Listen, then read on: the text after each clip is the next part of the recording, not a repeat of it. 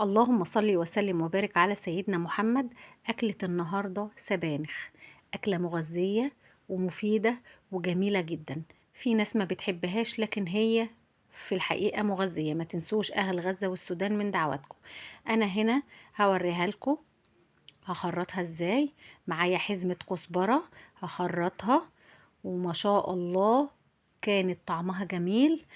انا بخرطها بعد ما بغسلها كويس عشان فايدتها ما تروحش في الغسيل. انا هنا البصلايه تنسوناش في اللايك والشير والاشتراك. هبدأ اخرطها على ايدي. دول فصين توم كبار او 3 فصوص متوسطين، وهبدأ اخرطهم. وبعد ما اخرطهم هاخد الحلة واروح بيها على البوتاجاز. ما شاء الله كان طعمها تحفة، فيها فيتامينات وفيها غذاء كتير. خدها واروح على النار احط شوية زيت، حابة تحطي سمنة على زيت براحتك. انا دبلت البصلة مع التوم لما ريحتهم طلعت. بعدين نزلت بالصلصة طماطم ضربها في الخلاط، حطيت فلفل بهارات وهحط ملح، وهبدأ اقلب غلوة واحدة وهروح نازلة فيها بالسبانخ. هحط السبانخ هلاقي حجمها زيادة.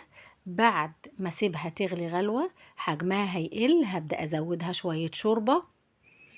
وبعد ما هزودها الشوربة هنغطي، هتغلي الغلوة اللي قلنا عليها.